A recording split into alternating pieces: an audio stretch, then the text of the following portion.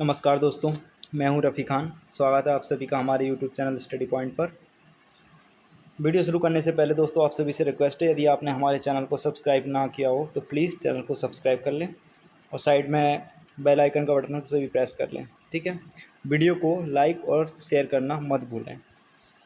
ठीक है, class start करते हैं। ठीक है, हमारा क्वेश्चन है 49^15 - 1 निम्न में से किस संख्या से विभाजित होगा। ठीक है, तो हम लिख लेते हैं 49^15 - 1। ठीक, 49^15 -1 के ऊपर भी 15 मान सकते हैं, क्योंकि 1 के ऊपर कितने की भी पावर हो उसकी वैल्यू हमेशा 1 ही होगी। तो हम जानते हैं कि a⁴n - b⁴n, जहाँ पर n ऑड नंबर है, अगर n ऑड नंबर है तो इसका एक फैक्टर क्या होता है, a - b होता है। ठीक है, तो यहाँ पर ये जो पावर है 15, ये ऑड नंबर की पावर है, तो इसका एक फैक्टर क्या होगा 48। 49 - 1 मतलब 48। तो 48 किस नंबर से डिवाइड हो रहा है, ऑप्शन में चेक कर लो। 50 से डिवाइड हो रहा है, नहीं हो रहा है, तो ये ऑप्शन नहीं हो सकता। 51 से डिवाइड हो रहा है, नहीं हो रहा है। 29 से हो रहा है, नहीं हो रहा है। किससे हो रहा है, 8 से हो रहा है। तो हमारा आंसर क्या होगा, डी। ठीक है, नेक्स्ट क्वेश्चन। ए और बी दो विषम धनात्मक पूर्णांक हों तो a⁴ - b⁴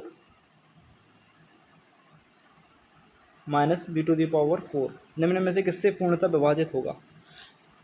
ठीक है, ये दोनों कैसे हैं, धनात्मक हैं और विषम हैं, ऑड।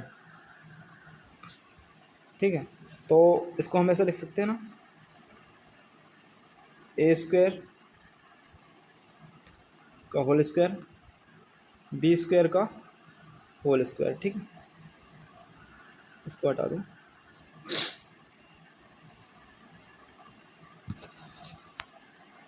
इसका मतलब a² - b² a² + b², ऐसा हो जाएगा। ठीक है, इसको अगेन फिर से सॉल्व कर देते हैं। a² - b² मतलब कि एक ब्रैकेट में a - b और एक में a + b और a² b² as it is. ठीक है, अब यहाँ पर कोई भी हम नंबर सेट कर लेते हैं जो विषम पूर्णांक हो, विषम धनात्मक पूर्णांक हो। तो कोई भी नंबर, दो नंबर सेट करके देख लेते हैं। ठीक है, तो मान लीजिए a बराबर, ऑड रखना है। ठीक है, तो मान लीजिए a बराबर 3 मान लो और b बराबर 1 मान के यहाँ पे सेट कर दो। ठीक है, 3 - 1 3 + 1, यहाँ पर 3 का स्क्वायर मतलब 9 और 1 का स्क्वायर मतलब 1। ठीक है, क्या आएगा, इसको सॉल्व कर दो। 3 - 1 2, 3 + 1 4, 9 + 1 10, कितना आया 80। अब ये किस नंबर से डिवाइड हो रहा है 80, क्या हमारा 3 से डिवाइड हो रहा है, नहीं हो रहा है 80, सॉरी नहीं हो रहा है, ऑप्शन ए नहीं होगा। 6 से डिवाइड हो रहा है 80, नहीं हो रहा है, ये भी नहीं होगा। 12 से डिवाइड हो रहा है, नहीं हो रहा है। सिर्फ क्या हो रहा है, 8 से डिवाइड हो रहा है, मतलब ऑप्शन नंबर सी हमारा आंसर होगा। ठीक है, नेक्स्ट क्वेश्चन। यदि m और n धनात्मक पूर्णांक हों, ठीक है, m और n कैसे हैं, दोनों पॉजिटिव हैं, पॉजिटिव इंटीजर हैं। ठीक है, और m - n है जो एक इवन नंबर है, तो m² - n² निम्न में से किससे पूर्णतः विभाजित होगा। ठीक है, हमें निकालना क्या है, m² - n² निम्न में से किससे पूर्णतः विभाजित होगा। ठीक है, हम यहाँ से देख रहे हैं m - n एक इवन नंबर है और दोनों m और n दोनों कैसे हैं, पॉजिटिव हैं।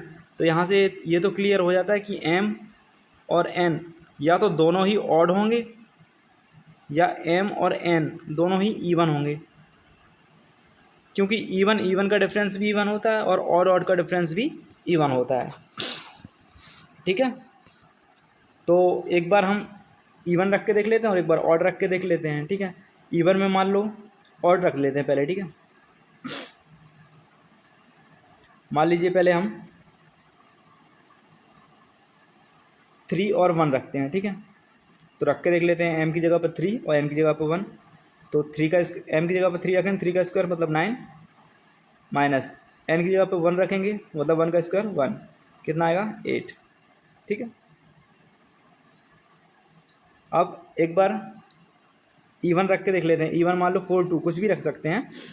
इवन में 4 और 2 दो वैल्यू रख के देखते हैं, m की जगह पर 4 और n की जगह पर 2। तो m की जगह पर 4 रखेंगे, 4 का स्क्वायर 16 माइनस n की जगह पर क्या रखेंगे 2, तो 2 का स्क्वायर 4, कितना आया 12। अब देखिए 8 और 12 दो वैल्यू आ रही है अपनी, एक बार इवन में 12 आ रही है और ऑड में 8 आ रही है। तो देखिए ये दोनों वैल्यू किससे डिवाइड हो रही हैं,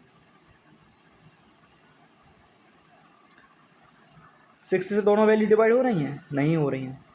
8 से दोनों वैल्यू डिवाइड हो रही हैं, नहीं हो रही हैं। 12 से दोनों वैल्यू डिवाइड हो रही हैं, नहीं हो रही हैं। सिर्फ 4 एक नंबर ऐसा है जिससे 8 भी डिवाइड हो जाएगा और 12 भी डिवाइड हो जाएगा। तो हमारा ऑप्शन क्या हुआ ए, ठीक है। नेक्स्ट क्वेश्चन की तरफ चलते हैं। यदि n एक पूर्णांक हो तो n क्या है, सॉरी इंटीजर है, n क्यू माइनस n। यहाँ बताना है कि यह किससे डिवाइड होगा, ठीक है। हम इसमें से n कॉमन ले सकते हैं, तो क्या बचेगा अंदर n स्क्वायर माइनस 1, ठीक है। इसको और सिंपल क्या लिख सकते हैं, n स्क्वायर माइनस ब्रैकेट के अंदर ये 1 का स्क्वायर लिख सकते हैं इसको, क्योंकि 1 का स्क्वायर 1 ही होता है, ठीक है। तो क्या हो जाएगा n माइनस 1 और अगले ब्रैकेट में n प्लस 1, ठीक है।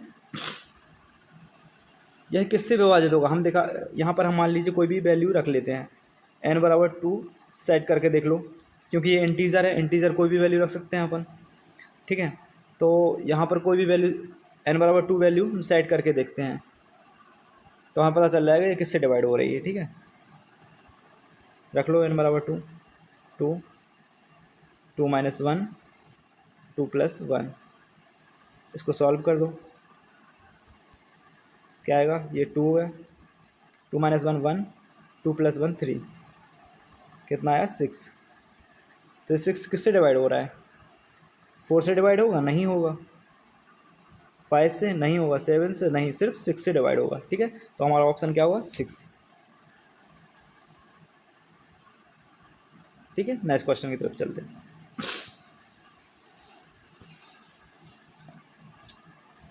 n एक बड़ी पूर्ण संख्या है, ठीक है, और n स्क्वायर, सॉरी यार, n स्क्वायर ब्रैकेट के अंदर n स्क्वायर माइनस 1 सदैव किससे विभाजित होगा, ये हम बताना है, ठीक है। तो यहाँ पर भी हम डायरेक्ट अगर वैल्यू रख दो, n बराबर 2 सेट करके देख दो, n बराबर 2 सेट करके देख लेते हैं। 2 का यहाँ पर रखें, 2 का स्क्वायर n की जगह पर 2 प्लेस कर दो, क्या आएगा, यहाँ पे 2 का स्क्वायर कितना होगा 4, यहाँ पर भी 4 माइनस 1 कितना आ जाएगा 12। तो ये जो 12 है ये किससे डिवाइड हो रहा है, 16 से डिवाइड हो रहा है, नहीं होगा, 10 से, सॉरी 16 से नहीं होगा, 10 से नहीं होगा, 8 से नहीं होगा, सिर्फ 12 से होगा। तो हमारा ऑप्शन क्या होगा, आंसर होगा बी 12, ठीक है। नेक्स्ट क्वेश्चन, वह सबसे बड़ी संख्या क्या है जो n क्यू माइनस n के रूप वाली प्रत्येक संख्या को पूर्णतः विभाजित करेगी, ठीक है। तो क्वेश्चन लिख लो, n क्यू माइनस n, इस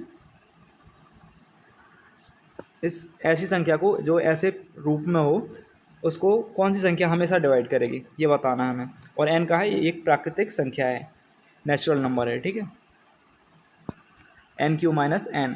तो n बराबर हम नेचुरल नंबर कुछ भी रख सकते हैं, 1 टू इनफाइनाइट कुछ भी। तो यहाँ पर भी हम फिर से 2 सेट करके देख लेते हैं, हर बार 2 रख रहे हैं तो 2 की पावर क्यू, 2 की पावर 3 और माइनस 2, 2 की पावर 3 की वैल्यू 8 माइनस 2 6 आया, ठीक है। यहाँ पर 6 आया तो 12 से डिवाइड हो रहा है, 6 नहीं होगा, 6 से डिवाइड होगा, ये 6 से डिवाइड होगा, 2 से भी डिवाइड होगा और 3 से भी डिवाइड होगा। इन तीनों से डिवाइड होगा, लेकिन हमें बताना क्या है क्वेश्चन में, वह सबसे बड़ी संख्या। तो 2, 3 और 6 में सबसे बड़ी संख्या कौन है? 6। तो हमारा आंसर क्या हुआ? 6। ठीक है, नेक्स्ट क्वेश्चन की तरफ चलते हैं। वह सबसे बड़ी संख्या क्या है जो NQ माइनस n ब्रैकेट में और नेक्स्ट ब्रैकेट में n-2 के रूप वाली प्रत्येक संख्या को पूर्णतः विभाजित करेगी। जहाँ यहाँ पर n है, जो दा लिखा हुआ है, इसको ये दा नहीं है, n है। n 2 से बड़ी एक प्राकृतिक संख्या है, मतलब 2 से बड़ा नंबर है n। ठीक है, तो यहाँ 2 से बड़ा नंबर रख लेते हैं, 3 ही रख के देख लो। ठीक है, 2 से बड़ी है तो n बराबर 3 से ऐड कर दो इसमें, 3⁻³ -3, यहाँ पर भी 3 -2, 3 का क्यूब मतलब 27 -3, और यहाँ 3 में से 2 माइनस हुए तो 1, 27 में से 3 गए माइनस हुए 24, तो ये 24 आ रहा है यहाँ पे। ठीक है, तो 24 किस नंबर से डिवाइड हो रहा है? तो 6 से भी डिवाइड हो रहा है, 12 से भी डिवाइड हो रहा है, 24 से भी डिवाइड हो रहा है, 48 से नहीं हो रहा है। ठीक है, तो इन तीन ऑप्शनों में से हमारा कौन सा आंसर होगा? हमें निकालना है वह सबसे बड़ी से बड़ी संख्या। तो इन तीनों में बड़ी संख्या कौन है? 6, 12 और 24 में, तो 24 है सबसे बड़ी, तो यही हमारा आंसर होगा। ठीक है,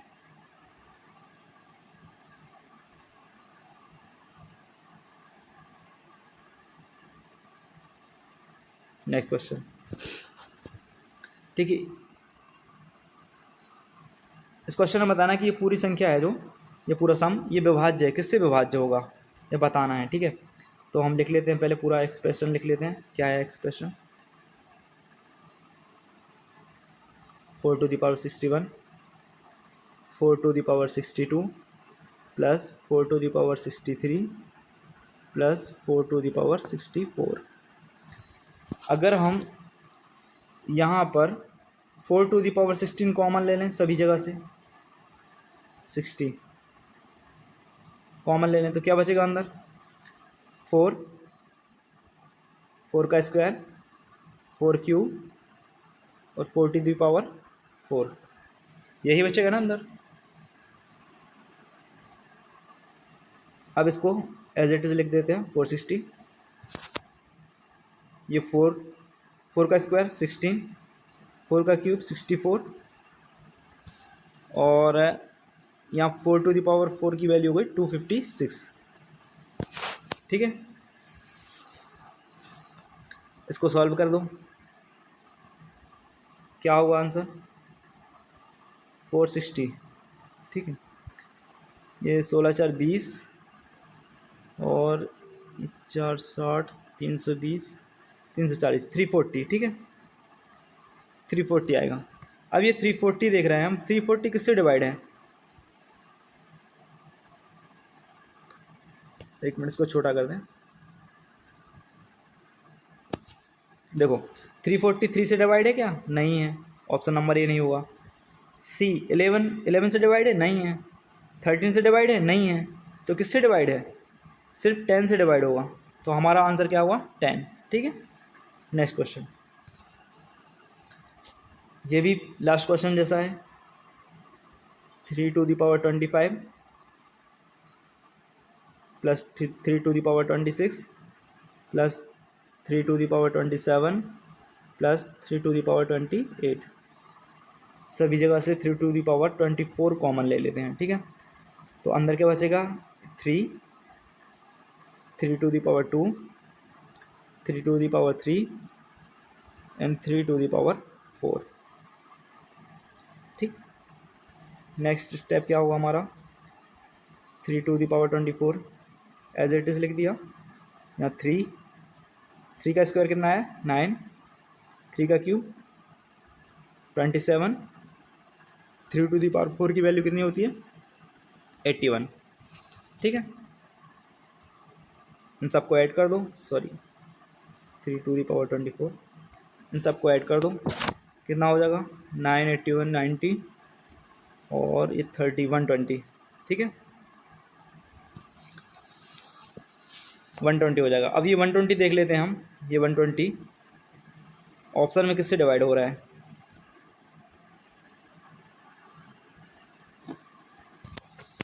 11 से डिवाइड हो रहा है? नहीं हो रहा है। 16 से नहीं होगा। 25 से नहीं होगा, सिर्फ 30 से डिवाइड होगा। तो ऑप्शन नंबर क्या हुआ? डी। ठीक है, नेक्स्ट क्वेश्चन। यहाँ पर भी लास्ट क्वेश्चन जैसे ये भी 571 प्लस 5⁻72 प्लस 5⁻73। इन सब में क्या कॉमन ले लेते हैं? 5⁻70 सभी जगह से कॉमन ले लेते हैं। ठीक है, अंदर क्या बचेगा? 5 का स्क्वायर, 5 का क्यूब। ठीक, 5⁻70 एज इट इज 5b, 5 का स्क्वायर 25, 5 का क्यूब 125। इसको ऐड कर दो, क्या हुआ? 155। अभी हमें बताना 155 किससे डिवाइड हो रहा है, ये वाली वैल्यू, वही हमारा आंसर होगा। 155 किससे डिवाइड हो रहा है? 150 से डिवाइड होगा? नहीं होगा। 160 से नहीं होगा।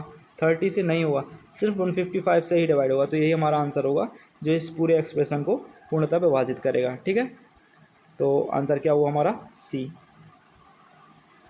ठीक, नेक्स्ट क्वेश्चन देखिए, एक्सप्रेशन है 2⁻16 -1। ये किससे डिवाइड होगा? ठीक है, क्या इसको लिख सकते हैं हम 2⁻4, सॉरी पॉइंट कंटिन्यू करते हैं 2⁻4, इसका होल के ऊपर 4 की पावर, और 1 के ऊपर भी 4 की पावर लगा सकते हैं। ठीक है, तो हमें पता है a⁻n - b⁻n, अगर n इवन नंबर है तो इसके दो फैक्टर जरूर होंगे, और भी होंगे, लेकिन इसके दो फैक्टर ये होंगे, a - b और a+b। ठीक है, दो फैक्टर इसके ये होंगे। तो इसको हम लिख सकते हैं 2⁻4 की वैल्यू कितनी होती है? 16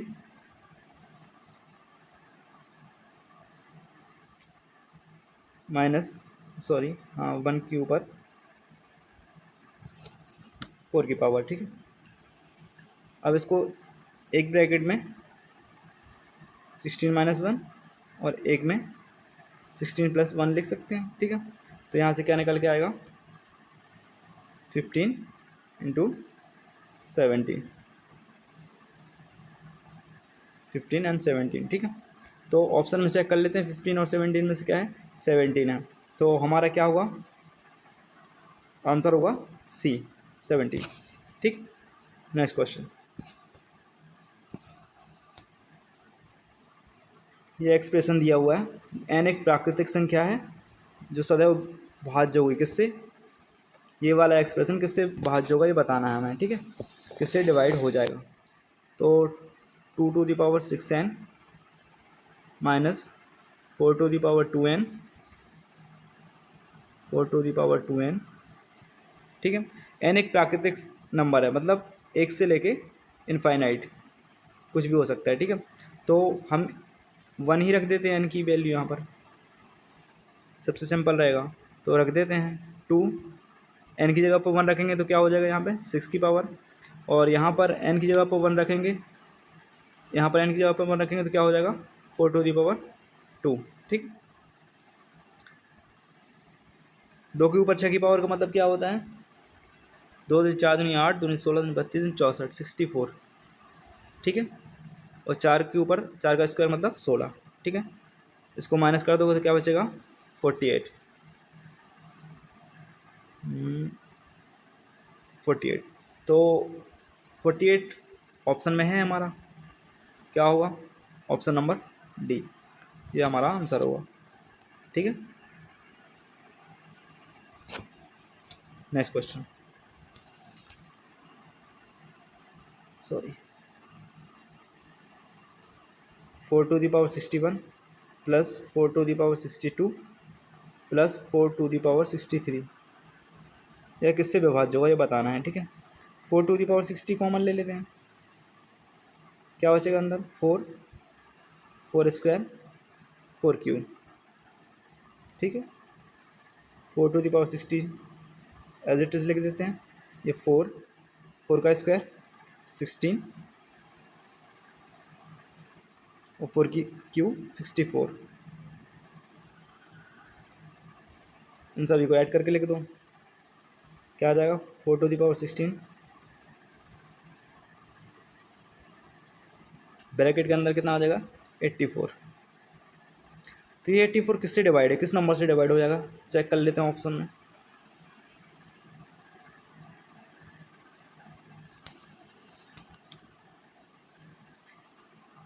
थर्टीन से डिवाइड होगा, नहीं होगा। 17 से नहीं होगा, 11 से नहीं होगा, किससे डिवाइड होगा, सिर्फ 3 से डिवाइड होगा। तो हमारा आंसर क्या हुआ 3, ठीक है। 84 से 3 से डिवाइड हो जाएगा।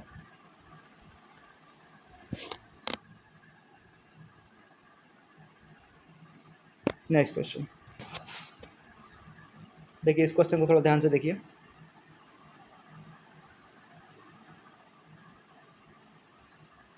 थ्री टू द पावर 3 और उसकी पावर क्या है 3 टाइम 3 प्लस 1, एक ये है, और दूसरा नंबर है 3 टू द पावर 3 और उसकी पावर क्या है 334 प्लस 1। इसका अधिकतम उभयनिष्ठ भाजक बताना है। अधिकतम उभयनिष्ठ भाजक मतलब कि जो उसमें कॉमन हो, हाईएस्ट कॉमन, ग्रेटर कॉमन भाजक बताना है क्या है। तो दोनों में क्या है निकाल लेते हैं अपन। इतना सब बड़ा ना लिख के हम ऐसा मान सकते हैं कि जो 3 टू द पावर 333 है, इसको अगर हम x मान लें दोनों जगह, ये इतना, इसको x मान के लिख दें तो थोड़ा लिखने में आसानी हो जाएगी, ठीक है। तो इसको लिख देते हैं 3 और इतने की जगह पर, पूरे पे जगह पर क्या लिख देते हैं x लिख देते हैं, ठीक है। 3 to the power x plus 1, एक ये हो गया हमारा। और दूसरा नंबर क्या है 3, अच्छा इस 3 टू द पावर जो 334 है, इसको 3 टाइम 3 इंटू 3 ऐसा लिख सकते हैं प्लस 1, ठीक है। तो नेक्स्ट स्टेप क्या होगा हमारा, ये तो सेम ऐसे कैसा उतार देते हैं, ठीक है। इसको सॉल्व कर दें थोड़ा सा, तो इतने के स्थान पर x लिख सकते हैं हम, तो लिख देंगे 3 to the power x into 3 plus 1। इसी को आगे सॉल्व करते हैं, ठीक है। इसको एज ये सेम ही रहेगा, ठीक है। इसको सॉल्व करते हैं तो क्या होगा 3 के ऊपर 3 to the power 3x plus 1, ठीक है। इसको और सिंपल तरीके से ऐसा लिख सकते हैं क्या 3 की पावर x और उसका क्यूब, ऐसा लिख सकते हैं ना, ठीक है। प्लस 1 के ऊपर भी क्यूब, क्योंकि 1 के ऊपर कितने की पावर लेवल उसकी वैल्यू 1 ही रहेगी, ठीक है। अब इसको सॉल्व कर लेते हैं। a की पावर n है प्लस b की पावर n है, और हमने बताया था अभी कि अगर n ऑड है तो इसका एक फैक्टर क्या होगा, यहाँ पर माइनस हो या प्लस हो तो उसका एक फैक्टर, अगर माइनस है तो a माइनस भी होगा, और अगर प्लस है तो a प्लस भी होगा, ठीक है। तो यहाँ पर चूँकि प्लस है तो इसका एक फैक्टर क्या होगा, ऐसा है, ठीक है। तो इसका एक फैक्टर क्या होगा a प्लस बी होगा, ठीक है। तो यहाँ पर क्या आ जाएगा, इसका एक factor 3 to the power x plus 1, ये इसका एक फैक्टर आएगा। और यहाँ पर भी 3 to the power x plus 1 यहाँ पर है, 3 to the power, sorry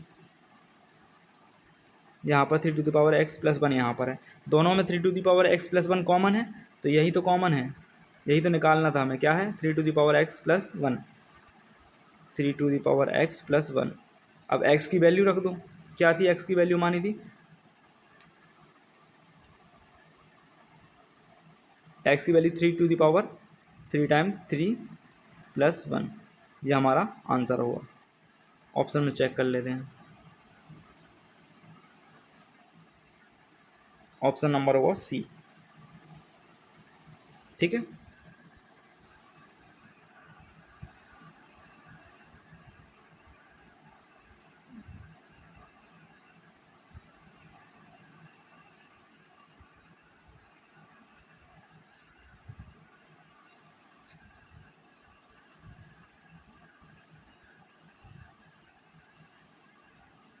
next question पे चलते हैं। देखिए इसमें क्या है, 100 से 600, 100 से 600 के बीच में 4 और 6, 4 और 6 दोनों से डिवाइड होने वाले ऐसे कितने पूर्णांक होंगे, उनका नंबर बताना है, उनकी संख्या बतानी है कितनी है। तो किस किस के बीच में बताना है, 100 से 600 के बीच में, इन दोनों के बीच में बताना है, जो 4 और 6 दोनों से डिवाइड हों। तो 4 और 6 से डिवाइड होने वाली संख्या, ऐसे कौन सा नंबर होगा जो 4 और 6 दोनों से डिवाइड होगा। तो अगर 4 और 6 का एलसीएम ले लें तो कितना होगा, 12। जो नंबर 12 से डिवाइड होगा वो हमेशा 4 और 6 दोनों से डिवाइड होगा। ठीक है ना।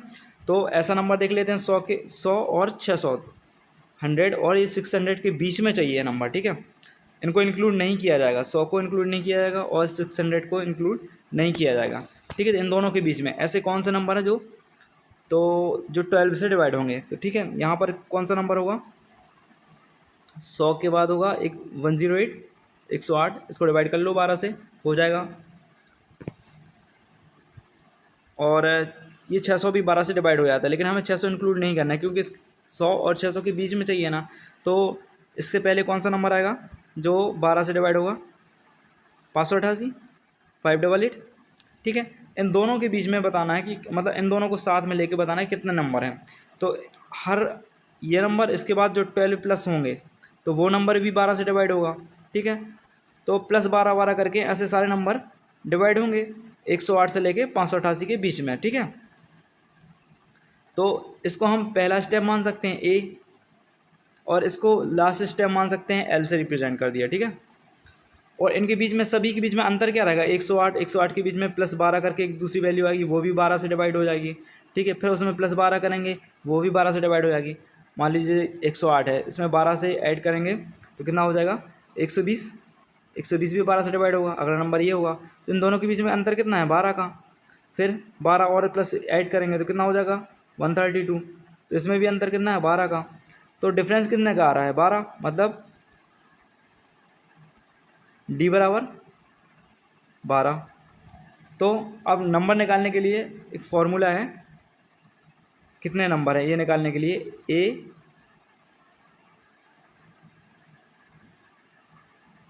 L minus A divided by D plus 1। L क्या है, लास्ट स्टेप, ए क्या है, फर्स्ट स्टेप, डी क्या है, दोनों के बीच का जो डिफरेंस चल रहा है वो हर स्टेप में कितना डिफरेंस है, ये वाला। ठीक है, प्लस 1। तो एल की वैल्यू रख दो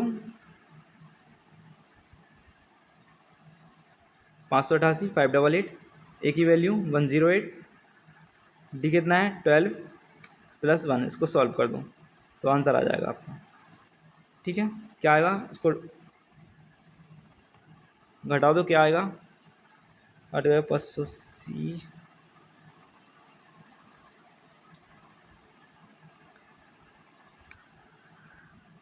ठीक है, यहाँ 500 में से 100 गए तो 480, 480। ठीक है, 480 डिवाइडेड बाई 12 प्लस 1, इसको काट दो तो कितना आएगा, 12 चुके 48, 40, 40 बार कट जाएगा, प्लस 1, तो कितना आ जाएगा आंसर, 41। ये हमारा आंसर होगा 41, ऑप्शन नंबर सी। ठीक है,